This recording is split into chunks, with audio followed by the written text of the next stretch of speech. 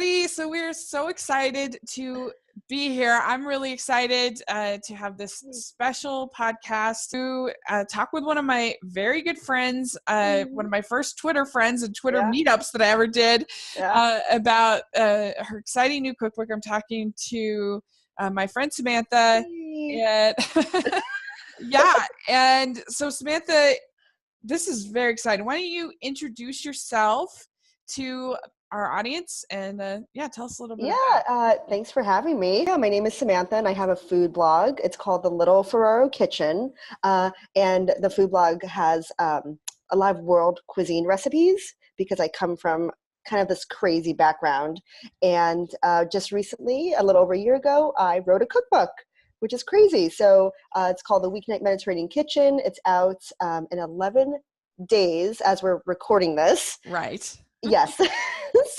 So what's the actual date? So it comes out July 24th. July 24th. So that's so exciting. Yeah. Because we met, oh gosh, I mean, it was like. We had tacos. Well, yeah, we met, but we met on Twitter. Like, it was early on. I want to say like over 5 years ago. At least, yeah, for sure. Yes. Yeah. Because I'm not sure when that Disneyland trip was that I took, and then we met up. Yeah. At least 5 years ago, for sure. Yeah. And we just connected because we, I don't know, I think feel like have like a similar sense of humor and just kind of, I don't know, we're both sort of snarky in some of the same ways, and we just a little sassy. A little sassy. Yeah. Because you're not on Twitter that much, but you were. I know. I haven't been. I don't know why. So we had this like window to meet, and is Twitter still? Is it still a thing? Oh yeah, it's still definitely a thing. I gotta get on that, huh? I don't know why. I think it was like so many tweets at once, and I was like, "Whoa, there's so much info!" And like, I feel like since like the 5 years, haven't you noticed like social media and blogging in general has just like, expanded? Oh yeah. And I think it was just like, whoa, what do I focus on next? Yeah, it's true. There's something new every day. Like all of a sudden there's so I did the Thanksgiving post in 2013. Yeah. And so so I think the Disneyland trip was before that. I'm pretty sure. I want to say yes. So I think 5 years. Where's time? Yeah, it's crazy. Where does the time go? Yeah. But I don't know. We just got along and had chemistry and became friends and I've liked, it's weird. I have this weird relationship with cooking because I like to cook, but it's hard sometimes being single and cooking because at least for me, because you don't have anybody just necessarily to share it with, and aside from Instagram or something like that. Like no, I get it. Yeah. and also it's just sometimes it's hard because you make something and it's like, I'm going to be eating this for the next week. Yeah. And so not every recipe, like some things work really well. Like obviously if you bake a chicken, then you could then use it for multiple things. Right. So that works. But like even something like making lasagna isn't really that great because you can freeze it, but that was my suggestions because, we just eat for like Joe and I. Yeah. And I don't know how to cook for 2 people. I only know how to cook apparently for like 10 people, and we never have anyone over. So it's I mean, okay. So we do a lot of freezing. We'll make a thing of lasagna, and I'll cut it into squares, and then I freeze the squares. Yeah, that's smart. Yeah, salad is really difficult because I just can never eat it fast enough. Because it's like. I don't know. So I feel like I end up wasting a lot of stuff, but I don't know. So that's sort of my struggle with cooking is that sometimes it's like, oh, I'm going to, and also all the cleanup. I'm like, I really love the creative process and I love the food and I love, I really do like I like to cook. It's just, sometimes it's like, I'm just going to go out. It's just easier. Yeah. And sometimes it feels like it's actually cheaper. Really? Oh, interesting. Okay. Yeah, just because when you think like I don't know, you end up having to get like a whole thing of spices that you only use for like one meal.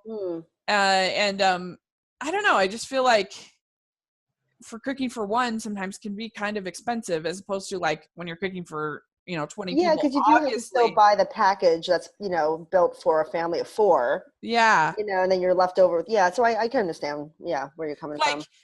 if I was gonna make, say, there's this place here called Cafe Rio. If I was gonna make a Cafe Rio salad from home, it's gonna cost me a lot more than $9, which is what it would cost me to go and buy it. Interesting.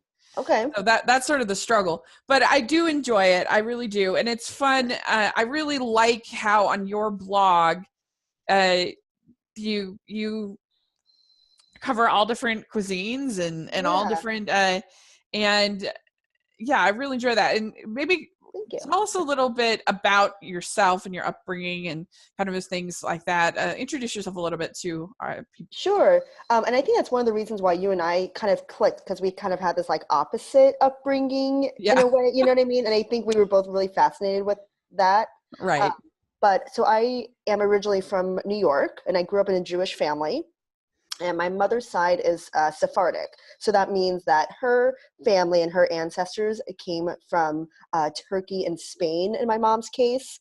Sometimes Sephardic Jews will come from Iran or other places of the Middle East. And then my father's side is Ashkenazi Jewish, which is kind of the culture that most people are familiar with.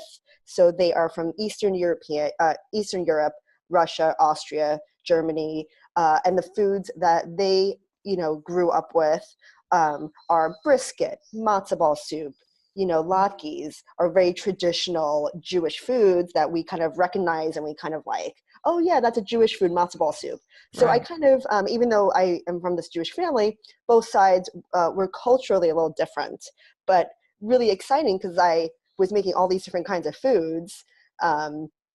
And that's what I still do today. So anyway, so I lived in New York until I was about 14, and then my mom was like, "Hey, you want to move to Hawaii?" I was like, "Sure." So why not? So 14, we moved to Hawaii, and I went to high school in Hawaii, and that was a really interesting experience because here's this like Brooklyn Jewish girl moving to Hawaii. So I was definitely. Why did she move there? She's getting married or something? I think she met someone at the time, and it was just my mom and I. And my mom's, very exciting, and she was always up for an adventure.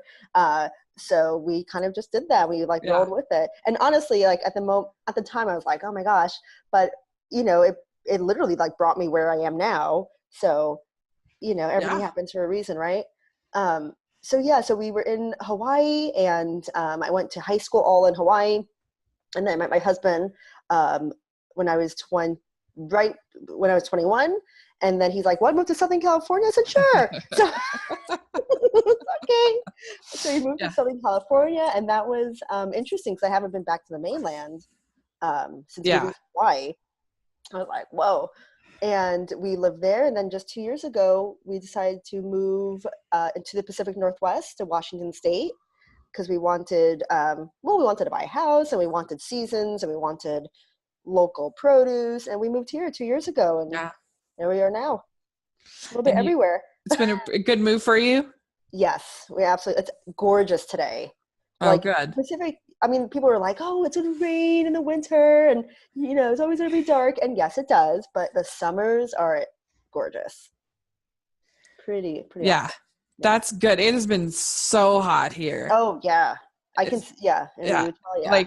I mean, I don't go outside all that much, so it doesn't affect me that much. But yesterday, I was going to this art exhibit, and I just had to walk about 2 blocks, and I was like, I mean, I know I'm not in the greatest shape in the world, but I'm not in that bad of shape. No, but it was that heat. It just woo.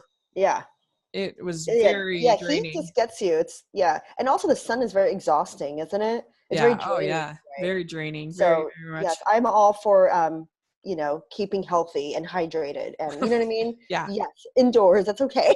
It is amazing how, especially in this, I think, dry climate, how quickly you get dehydrated. I mean, it is it just like zaps all of your water from you. And I'm jealous of anyone who got to grow up in Hawaii because I love Hawaii so much. It's pretty awesome. Yeah. Oh, I might actually like it. I might actually get to go this year. Cross fingers. Really? Oh, okay. Let's talk about it. I've been, but it's been I haven't been since 2011 and I miss it every day.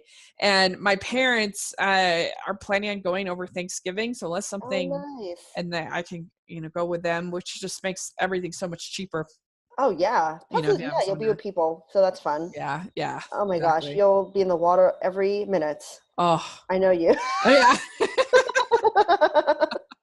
Although I'm a little nervous about, I've never gone in November, and I don't know. It's definitely, it's winter there, so the tide could be high. Yeah. But you just have to kind of, see how it is. Yeah. But winter is definitely, I mean, it might be a little higher than, like, the waves might be a little bit rougher than usual, but I don't think anything crazy. Which island were you on? I was on the Big Island. Oh, the Big Island. Oh. Yeah. Cool. Yeah, so you got to see the Volcano National Park and stuff like that. Yeah, well, you've heard what's happened recently, right? With the volcano erupting. Yeah. And it was funny. I was actually talking. we went to dinner last night with a friend who I haven't seen forever, and we used to work together in Hawaii. But long story short, she was like, the VOG is so like the air quality is so bad there. So I would not suggest to go to the Big Island right now until the air clears up. Yeah, it's crazy. Yeah. I mean, there was some dramatic footage that I saw. Of that lava, but yeah, I've only ever been to Oahu. Oh, it's a beautiful. They're all beautiful. I love the North Shore. Oh, the North Shore! It's so great, and it is such a great place to go for food. Like, they have so many delicious restaurants and places there on the North Shore. Totally agree. Yeah, even just the food trucks are super great. Oh yeah. Stands. Oh my gosh. Oh, totally. you get the malasadas. Oh my God, I love malasadas. If you go back to Oahu, go to Leonard's. They have awesome malasadas. Oh yeah. Oh my gosh, yeah. Yeah, and the shrimp trucks are the best. So good with like butter and.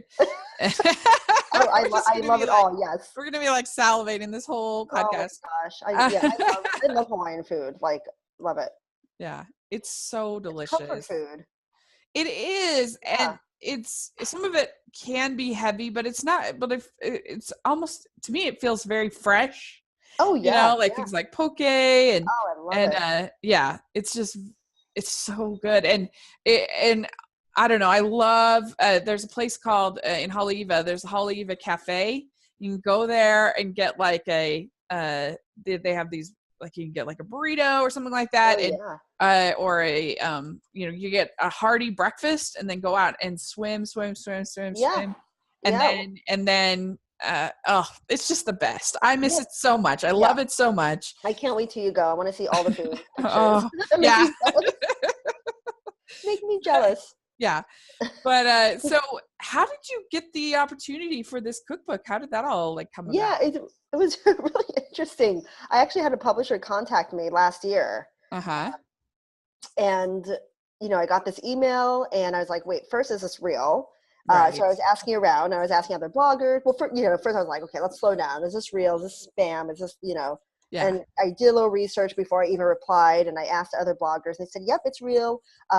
This publishing company likes to work with bloggers because, they have this built-in following, and they usually know how to take photos, and they kind of have this reputation of creating whatever, a creative outlet they do. Because this publisher does more than cookbooks. They do like all different kinds of cookbooks and like embroidery books or, how-tos. They're very big in how-tos. Oh, okay. Contacted me and I was asking around other bloggers. They said, yes, it's legit. And then, Joe and I were talking about, okay, is this something feasible? Because we were moving at the same time to where we are, to our house right now. So we're like, does this make sense? And I was like, you know what, let's do it. So I replied back and I kind of had some ideas, and we set up a conference call and we were kind of brainstorming ideas back and forth because, they were looking at like my Jewish background or my Mediterranean background. And we kind of had a few ideas, and a few ideas were not on the table. So we took something else, and we were kind of like going back and forth. And the editor was like, okay, send me send me a few recipes from your blog and I'll cook it and we'll see, you know, if I like it or not. I'm like, okay. So I sent her recipes. Yeah, she liked, I sent her the, if you ever look at it, it's a 1-pot chicken and rice dish. And she's like, yep, it's great. Love it. She's like, if you want to, you know, keep doing this, let's build like a table of contents and go from there. I said, okay, let's go. So I just started cooking. My butt off. Yeah. And I started writing table of contents and recipe ideas, and I started cooking, and some ideas didn't make sense, and I put some new ideas in there. And my whole last summer was just literally cooking all summer, which is perfect actually, because the farmers markets here are insane. Yeah. So I took advantage of that. Yeah. So you had your own like Judith Jones making Julia Child's cook oven, you know. I guess in a way. Yeah, I guess in a weird way. Yeah. Yeah. That's really cool. But it's a crazy process, and it was good because I work well under a deadline, like a pressure deadline. You know, I kind of, so, you know, if I had, you know, I'm just going to do these recipes by this date, these recipes, you know, but then you have to factor in, oh gosh, I have to retest this, or I have to rephoto this. So a lot of factors, but it was fun. Did you have to, was there any recipes that you were like, I'm so sick of making this? Oh yes. I made these lamb yogurt kebabs probably 6 or 7 times, like not even joking. Yeah. And I was like, if I smell lamb one more time, I am going to like, and then finally, after I was doing the book, I said, I was telling my husband, Joe, I was like, if I love Mediterranean food, but I was like, I just want a bowl of pasta and garlic bread right now. If I see another piece or another lamb, I am going to throw it at someone.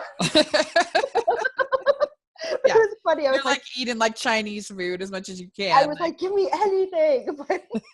So it's so funny because I love Mediterranean food, but when you have it like so close, yeah, especially like something like lamb, which is a very distinct flavor. Yeah. I was just like, please give me a vodka pink sauce, like right now. You're like, no more hummus. I don't want to see it ever again. So I definitely had, like, after I was done, I was like, okay, I had to take a break from it. But now I'm starting to remake some of the, you know, recipes for like lives, or I did like a little like video thing the other last week, and I was like, oh yeah, this is good. Like, yeah, okay, we're back there. Yeah. How long did it take you to test everything and that whole process? Was it summer? I started, well, it was different because it wasn't in one continual span, because I work full time as well. So I had to kind of like coordinate. So I would say I started seriously cooking maybe June or July of last year. And I had to turn everything in, it was like October, November. I remember it was right before the holidays. Mm-hmm. So there's like a big chunk of like July, August, September, October, like I would say 4 to 5 months, just like cooking and photographing and retesting. Yeah. And then including asking, you know, for recipe testers and all that stuff. So yeah. Did they like send recipes back to you saying no, not good enough? Or I haven't had anything like that, but I did have someone, like with the lamb one, I had someone retest it, and originally it was with beef. And I was like, and then someone said, oh, you know, this would be really good with lamb. So I tested with lamb. I'm like, oh, it actually is really good. So I like redid that. And there were some other things where something wasn't as spicy. So I added a little bit more spice. So just like little tweaks here and there, but nothing too major, which was really nice. Yeah. Cool. Yeah. That's really, really neat. I can't even imagine what that must be like. And have you've seen the final copy? Oh, I have it in my hand. Oh, yeah. Let's see it. You want to see it? Okay. Yeah. Here it is. Oh, my God. Yes, it's crazy. And then that's the back. That is so cool. Yeah. I don't know. Wow. There's actually, I just saw today, there's like... oh, I love it. I love this. This is so good. Oh, yeah, that looks delicious. Good. Yeah, it's a Persian rice. And then what else is there? I love cookbooks when they have a picture of every. Yeah, I'm with you too. And I even thought about, you know, I had another friend that did a cookbook with them, and she hired a photographer, and I kind of was going back and forth, like, oh, should I hire a photographer? But I really wanted it to feel like me, you know, and like something that represented me and looked like photos I took. So yeah, I took all the photos. You did all the photos. Yeah, the only one I didn't do is like my headshot, like my, you know, like the one of me. That's impressive. Yeah, I mean, so it was your fun. photography is great on the blog. Oh, thank But you. that's impressive though that it was, that it was even good enough for the publishers that they were Yeah. happy with your Yeah, photography. there was definitely some things that were like, can you redo this or redo this or redo this? So that was Uh-huh. certainly a learning curve because I had to really retrain my eye to see what they were looking Yeah. for. Um, yeah, so that was interesting, but it was a wonderful learning experience. Yeah. Yeah, That's really. Yeah, that's really cool. yeah, it was a lot of fun. And now I have a Uh-huh. lot of photos on my drive. I have so many Yeah. photos. And when you send a photo in for, I mean, it's kind of techie terms, but when you send a photo in for print, it's such a different file size than what you would upload to a Oh, website or yeah. to Instagram. Right. So it was that, things like that were a learning curve. And then you have to like crop the photo to like what the book is going to be. So it was really interesting to Uh-huh. learn all the behind the scenes. Yeah. So do you have is it mostly entrees? Do you have desserts in there? Do you Yeah, have so a little bit of everything? I have all of it. Actually, okay, that's what I was going to say was, I don't know if I said it, but on Amazon, there's a preview of it. So Uh-huh. it just like popped up, I think today or yesterday. So like if you went to like my book on Amazon, it shows like a preview Oh, of the cool. book, which is really cool. So people can see like what recipes there are. So my book has appetizers, it has entrees. There's a chapter for salads and soups. Oh. There's a main chapter which has chicken, fish, and lamb. Uh-huh. And there is a sweets chapter that has a few desserts and like two little cocktails or mocktails. Uh-huh. If somebody doesn't want to put alcohol in there. But Yeah. Yeah. yeah, Cool.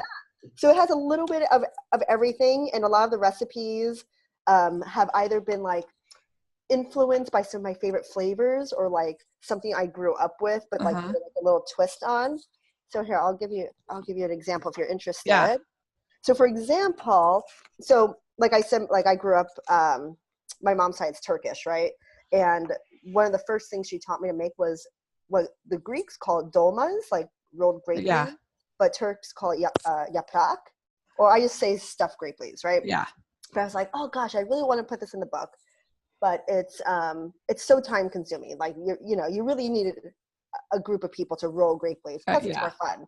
So I Yeah. was like, what if we take all those flavors and stuff it into like a little mini casserole dish? Oh, interesting. Yeah, so I Yeah. kind of did that. I don't know if you can see it. It's like a little mini, Oh. yeah, it's like a little mini grape leaf in a little casserole dish. And it's super easy because you don't roll it, but you still have the grape leaves. And it has all the flavors. Yeah, because dolmas can be Yeah. delicious, but they can also be They're just really time. lame. Yeah, Yeah. I love them. Like I grew up with it, so I love Yeah. it. But they're time consuming to make, Uh-huh. So Yeah. They it's can for a just be weeknight. kind of like the Greek equivalent of sort of an egg roll, and Oh, okay, just yeah, like yeah. with them, sometimes they're But then, good, sometimes they're yeah, I agree with you. Like, I do not like mushy grape yeah. leaf. Like sometimes, like the ones that are pre-made are very soft and mushy, and I do not like that. I like mine to have like some body in it and Yeah. like almost a bite to it, but like the Yeah. leaf still has to be tender. Uh-huh. Uh, so yeah, I'm very picky with that. Yeah. Yeah, there used to be this Greek place by me that theirs were more like they weren't just like rice on the inside, they actually had like meat, and those Yes, were really good. There's that's how all my mom makes it with meat. oh Yeah, yeah. Yeah, yeah. I thought that was really delicious. There's another Greek place. There's two pretty popular Greek places here in Utah, but the one has this roasted red pepper dip that is Ooh. so good. I have a I should roasted look red up. pepper dip in my book. Oh, I forgot to tell you, I have a dips chapter too. Oh, I love dips. Yeah, like dips and salsas and stuff. But look Yeah. what I have. I have roasted red pepper and tahini. Oh man, So that's just like a little play on it. maza, and their food is good, but that dip is Really? yeah Is red pepper, is there find nuts in out. it? Like Yeah. walnuts? It was muhammara. Oh yeah, mohamara. It's a Turkish Uh-huh. dip. Yeah. Yeah, it's Oh, I so love that. good. I love I it. think there is nuts in there because the traditional Okay. is roasted red peppers and nuts and it's blended. It's fabulous. And there's like Yeah. some spices in there. Yeah. Yeah. I know That's exactly what you're talking about. I love it. Yeah. And yeah, I don't know. That's one of the things that it's so weird to me that that the two things that I think America gets right that other cultures can't seem to get right is in America we have drinks and and dinner. Like everywhere when you go travel outside the United States, you get these like tiny little drinks, and I'm like, I'm thirsty. I need water. Oh yeah. We went to was that Turkey, and they gave us like this little glass like that big. Yeah. We're like, okay. It was funny. I think it was Turkey. And the guy like left the bottle there. We're like, okay. We're just gonna, and he went to eat. And I was like, okay. Yeah. It's like America. We got like free refills, and they're like giant cups. Like that's how it's done. Agreed. And then also in America, we have dips and sauces to things. Yes. And I think like when I went to Spain, I wasn't that in love with the food of Spain. Oh, okay, to be perfectly honest. Okay. I mean, paella was good, but like that's sort of a special thing that you have to have like a group for to eat. True. Yeah. As far as like me trying to find food by myself, yeah, I wasn't like they had these sandwiches that I just thought were really bland and didn't have any like, I don't know, flavor. And just even the paella, I was like, I need some more spice. I need some more. Interesting. Yeah. Okay. And I don't know, maybe we just went to all the wrong places. There was one tapas place that was good that I went to, and I did like the donuts, but a lot of the stuff just felt a little bland to me. Interesting. And, and they were really sticklers about like, you have to have groups to order like certain foods. Oh, and what? yeah. And I remember I went to this one place by the beach, and there was like 3 items I could order from by myself. Weird. I don't think they're used to solo diners as much. We didn't get that experience. I think because we just did a lot of tapas. You know what I mean? Like we just had like if you want like a bite of this or a bite of this, so we just kind of did that sort of thing. Yeah. And maybe that because I was in the south in Valencia, so maybe it's we weren't there. Maybe it's different. Yeah, we were in Barcelona, and we were just like, okay, top of this, top of that. Well, and I was really surprised there, at least in Valencia, there was almost no street food of any kind. Like there were no like interesting. Yeah, like it was interesting to me, and I don't know. I really liked the churros were really good, and I liked one tapas place, and we did have one good paella with my sister, but I don't know, it was just it wasn't my favorite place, but like the thing I felt like everything needed a sauce. Like everything, like there was especially these sandwiches, I'm like, I need mustard, you need some kind of like moisture glue. Is that the right word? Yeah. I paella, I'm like, this would be so much better if I had like a little bit of a sauce with it. Yes, I can see yes. And in fact, I was joking with my sister's boyfriend. I was joking with him and complaining a little bit about it. And when I got back to the States, I went to Red Robin. And they have like we ended up with like 12 different kinds of sauces. Oh, how they have funny. The bottomless fries or whatever. And so I took a picture, and I was like, God bless America. I never thought about that. Yeah. But But yes, I think sauces and dips and all these salsas, I really think that they enhance a dish, you know? Yeah. They kind of brighten it up or give like a little bit of like a little extra layer of flavor. Yeah. I agree. Yeah, definitely. So anyway, but that's really cool that you did all the photography. I'm so excited to get it. I'm particularly excited. I did try one of the recipes for the chicken za'atar, which was really fun. Yay. And I posted on my Instagram, and it was really yummy. That makes me so happy. Yeah. And I liked that it was a little bit hard to find that za'atar spice, but I am so sorry. I am surprised that you went to Whole Foods and they didn't have it. Like that surprises me so much. Well, this Whole Foods is not very good, and I was so mad because I bought a whole bag of lemons, and I'm not kidding. Like 2 days later, they were all yeah, that's like not good. Usually lemons like last forever. Yeah, so I was so mad. So it's not the greatest Whole Foods, but yeah, I did finally get it on Amazon, the spice, which was great, and it's yummy. It's like it's almost like, to me, that spice is almost like a spice blend mixed with like an everything bagel, like ground up. Yeah, I can see that. Yeah. It's one of my favorite spice blends, and I put it on everything. Yeah. So I think you'll find like I put it on bread. I put Uh-huh. it on pita bread. Chicken. I put it on top of salads. I put it on everything. It's really. I'm obsessed with Satar. That's really cool. Yeah, obsessed. Yeah. Yeah. Well, thanks for finding it. Yeah, no problem. It was fun. It was a lot of fun.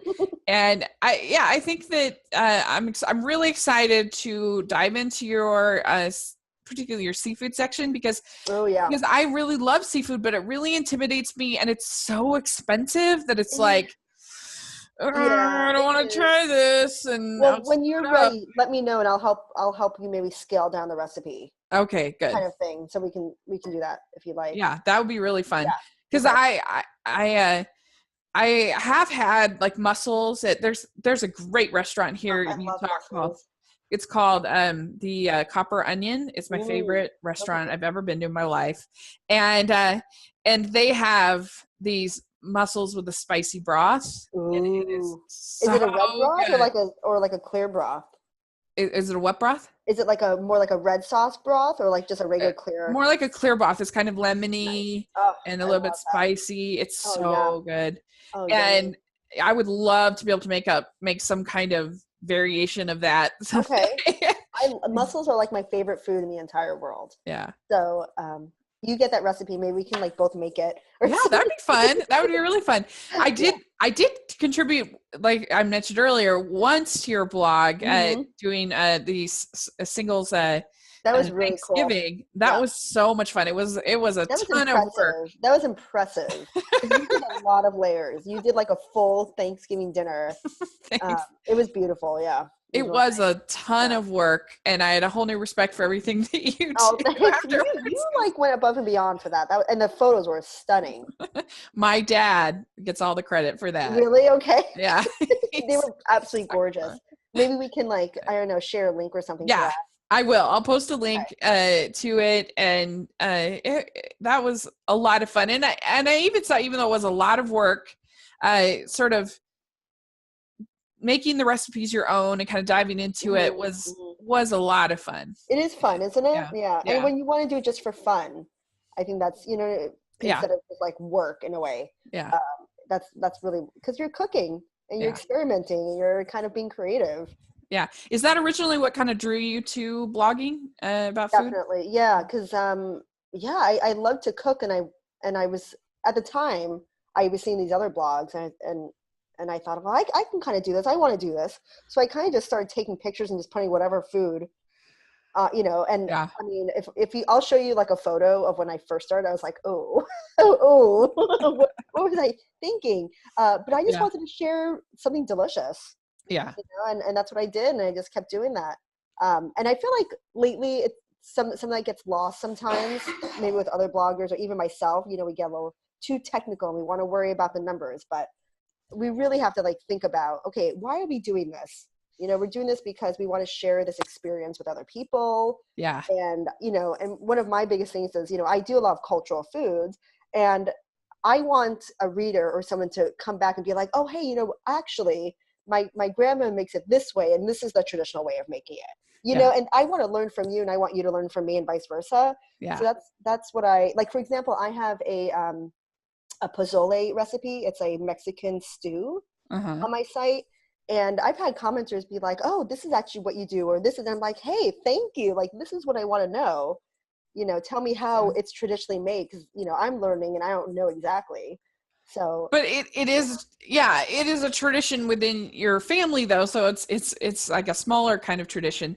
Like, in my family, my grandma makes her tacos by putting tomato paste in with the ground beef. Oh, interesting. Okay. And I've never seen anybody else do it that way, but it's so yummy. That sounds really good. Yeah, that sounds so good. Well, with the pozole, I put I think I put some like queso on top of it, and I think traditionally there is no cheese on it. But I'm like, this just tastes good. And actually someone was like, it actually does taste good. Yeah. Even though they didn't. But anyway, that's kind of like my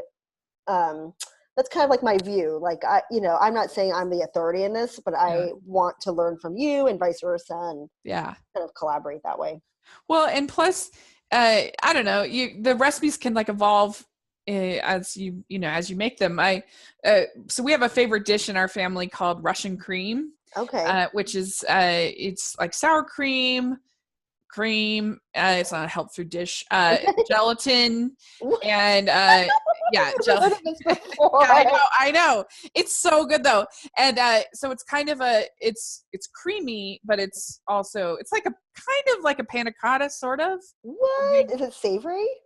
No, it's sweet. Oh. It's sweet. And yeah, and sugar and vanilla. And okay. So now yeah, it's kind of like a panna cotta. Where's the sour cream going? Yeah. And but it was interesting. One time my mom made it for a like bridal shower or whatever, because it looks beautiful with like fresh fruit, and you got like your nice. Okay. Anyway, and everybody was raving about it, and but the thing is when she made it, the gelatin didn't set. Oh, no. It was like a cream sauce kind of thing. Okay. So one of the ladies asked for the recipe. So my mom gives her the recipe, and she called her later and was just like, why did it turn out this way? Because she was like, no, you made it right. I made it wrong. Oh, how funny. I wonder why it didn't set, like not enough time. Yeah. Probably not. And so anyway, it's just kind of funny. It's just like the recipe can, like, I don't know, change, and sometimes it can still be good even if it's not like exactly, even if it's not actually the recipe. Yeah. And that's funny. I just like to segue like back to the book a little bit. I was talking with someone, and they said, what do you want people to get out of your book? And I said, I just want people to get inspired. Yeah. Like you don't have to make the recipe to a T. Right. I just want you to go to the store or go on Amazon, buy a sitar. So that's, so, you don't have to make it, but I want you to be inspired. Or if it comes out a little different, what would you do? Or, something like that. Get introduced to new flavors and everything. Exactly. Like I just want you to get excited. Yeah. To try something new. That's awesome. So, I can't wait to try it. Yay! Do you have a favorite recipe in the? Oh my God. It's like picking your favorite child. Yeah. But I think you said you like lamb, but the front cover is really good. Yeah. It's a lamb shakshuka. It's like, it's almost, so the lamb, and there's a lot of spices in there. There's peppers, there's onions, garlic, tomatoes, but it almost turns into like a ragu, where you want some like crusty bread and you want to like dip it in and kind of like sop it up. And I made this for this video, like a little book trailer that I'm supposed to get today, last week, and all these guys were like videoing, and they've never had any of this food before, and I was like, okay, let's have you try it. And they were like eating it up. They're like, well, I've never had this before, but it's really like the cover. I would say I was fighting to have this as the cover because I love that recipe so much, and they wanted like skewers originally, and I was like, oh, I feel like shakshuka is like pretty awesome. Like that looks delicious. It's really good. I would say that's one of my top. I would say. And then this, I also made that for the video. This rice dish is pretty, it's so easy. Yeah. That one's really yummy too. And what else was there? Okay. I know I'm talking about lamb, even though I said I never wanted to eat lamb again, but, this lamb dish is really good. Oh yeah. So it's, there's something called pomegranate molasses. I don't know if you're familiar with that. No, I know it. It's a very distinct flavor. It's very, very, very tart. Yeah. But it glazes over meat really nicely. And almost gives it like this kind of sweet, maybe slightly sour note to it.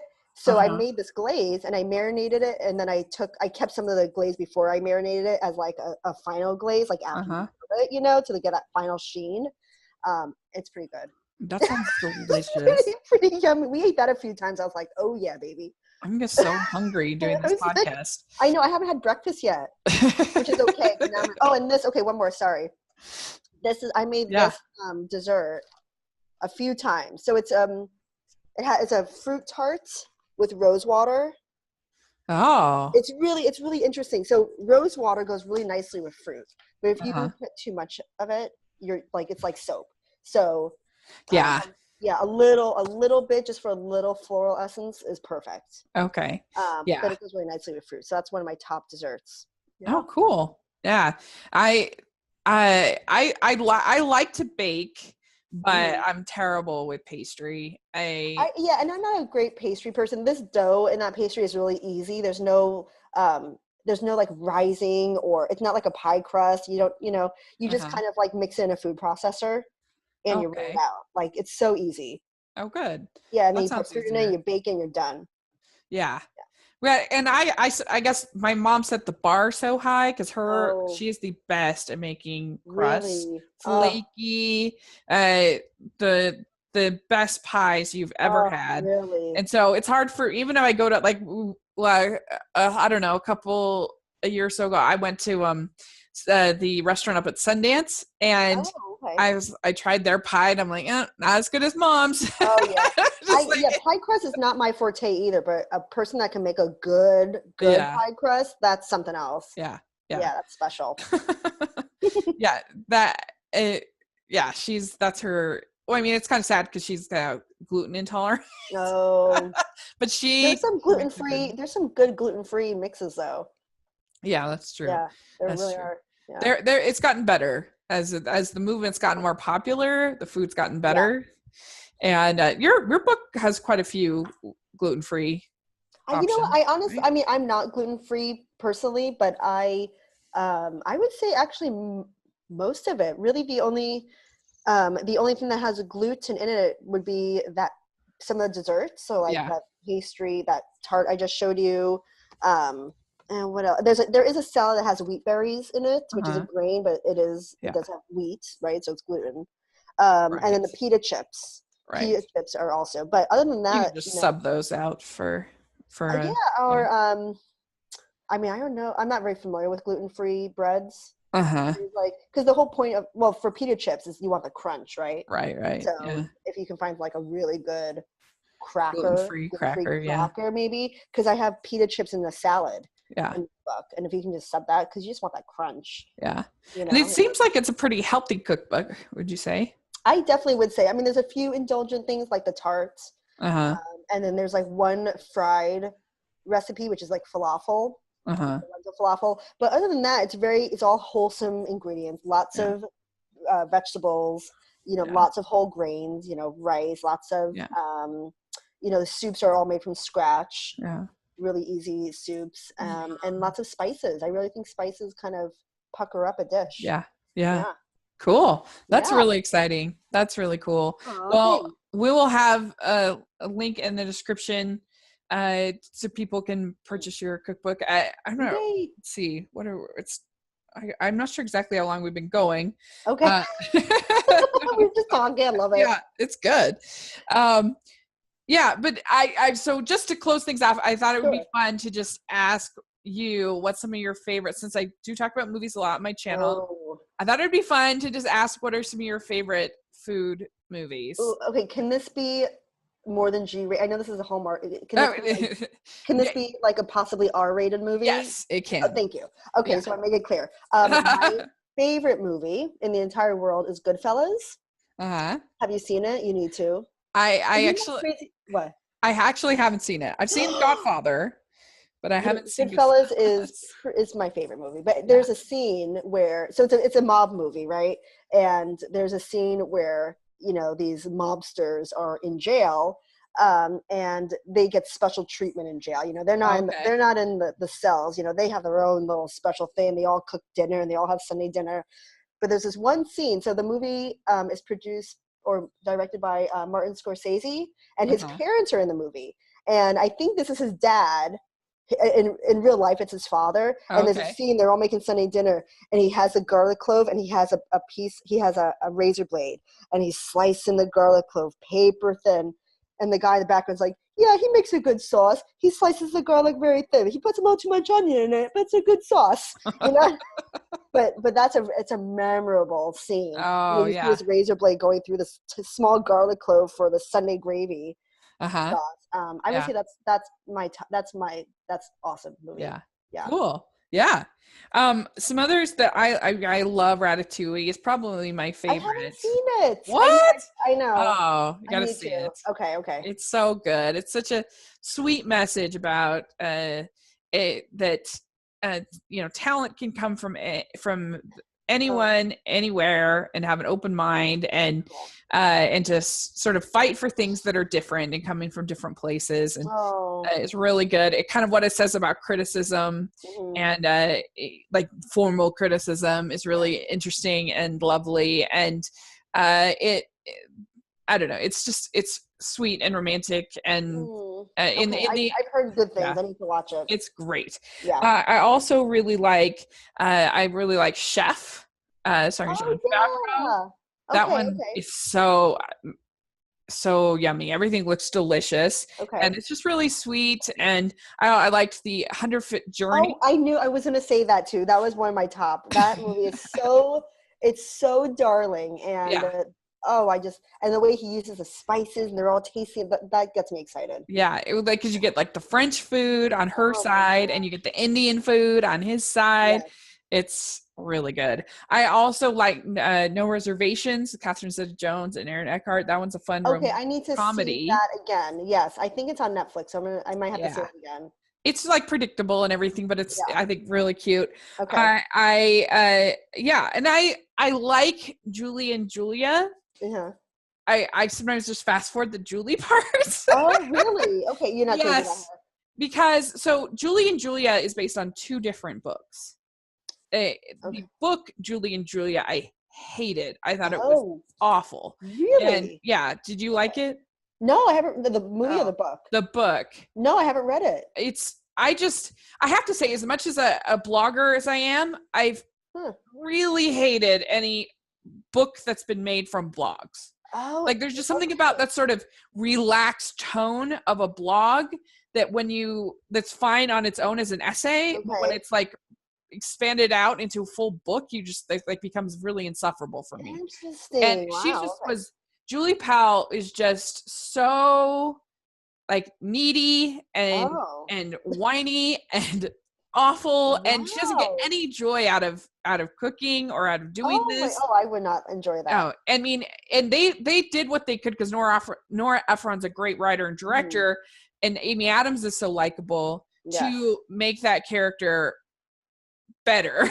But still, I'm just like, she's a lot, I feel like. Wow, interesting. In the movie. And I don't know, she just doesn't get enough joy out of things. Too bad. I don't know, but the Julia Child parts of Julie and Julia are aren't they darling? The best. Meryl Streep is fantastic. And My Life in France, you've certainly read that, right? No, I know. Don't hate me. What? I know. Well, here's why I'm weird, because I feel like because I cook and I blog so much, when I read a book, I don't want to read a food book. Is that what I mean? Yeah. So I usually read what do you call it? Like I'm reading like a murder mystery book right now. You know what I mean? Okay. So it's like totally different then. So I know. But just because it surprises me, just because I know how much you love Julia Child. And I do, and I've cooked through her book a number of times. Yeah. Like a lot of recipes in her book. Well, it's one of my favorite books because of particularly their marriage and how like he sacrificed being an artist basically to be a bureaucrat so she could go and do this crazy book thing and go to the Cordon Bleu. And I just think it's so cool. Like she didn't graduate from Cordon Bleu until she was almost 40. Yeah. And to like, I think, because I'm 37 and I just think like, I can't imagine like everything that we know about Julia Child. Like I can't imagine at this point in my life, like basically starting a whole new life. Like that's so amazing to me. Isn't that nuts? Yeah. Yeah. It's spectacular. Yeah. And it's such a great book and such a great romantic book. And their relationship is just so great. And I love it in the movie. I think that Stanley Tucci and Meryl Streep are so great. I love him. He's adorable. Yeah. And they really did do the Valentines. I've seen that. Yeah, in the bathtub. And they just seem like the best. And so I love that book. Another book that you ought to read that's so good with food is called A Year in Provence by Peter Mayle. It's so good. It's him and his wife. This was in the 90s, so it definitely feels a little dated now. It feels a little pedantic now, but it's still really good. There are these journalists in London, and they would go to Provence and love it. And finally, one day they were there. They found this old, dilapidated villa, I guess, in Provence, and they were like, "Why don't we move here?" Oh, and because they're both they can write from anywhere, and so that's the book, is like a year in Provence. It's their first year, and it's very charming. Very, yeah. And I think they made like an A&E miniseries on it, but it's just a really fun book. But yeah. So anyway, those are some that I think of that are really good. There's a bunch that I haven't seen, but those are some of my favorites. So yeah, I don't know. I just really like. I tend to like romances anyway, but I do like when. I mean, the Hallmark has tons of movies where the characters are chefs. It's like a very popular thing, and it is kind of there's something sort of romantic about cooking and creating things. Yes, definitely. Lacey Chabert in particular, she's almost always a baker or a chef, one or the others. Okay. Yeah. Aww. That's her sort of niche. But anyway, so yeah, there's lots of good ones. So let us know if you're in the comments section or on Twitter or wherever, what some of your favorites are. And yeah, thanks so much for sitting down and talking with me. It's really fun. This was so much fun. I can talk about food and all this all day. Yeah. Yes. Me too. So why don't you tell people one more time what your book is called and where they can get it, and we'll have all that in the section. So it's going to show backwards, but it's called The Weeknight Mediterranean Kitchen. Great. And it is on Amazon. It's on Indie Books. And it's will be at Barnes & Noble as well. And it comes out July 24th, but you can pre-order now. And if you pre-order before July 24th, I will send you a few extra recipes as like a little promo. Yeah. Great. Yeah. And so how can people find you, like on social media, that kind of thing, your blog? Yeah. So my blog is thelittleferrarokitchen.com. And then Facebook is The Little Ferraro Kitchen. Instagram is Ferraro Kitchen. And Twitter is also Ferraro Kitchen. Great. Yeah, definitely follow them. And I'll put a link also down to the Thanksgiving post that I did. We'll have a bunch of links, so check it out. We'll just link everything. But yeah, you can find me at Rachel's Reviews on iTunes and on YouTube. So make sure to subscribe and put in your reviews on iTunes. It's very helpful. If people do that, then people can find the podcast. And thanks again. And you can follow me at Smiling LDS Girl on social media too. That would be great as well. So thanks so much. This was so fun to catch up. It's so much fun. And we'll have to do it again after you see Ratatouille. Let me know. Yeah. Okay. Deal. I'm on it. Okay. Okay. All right. Well, we will talk again soon. Yay. Sounds good. Bye. Bye.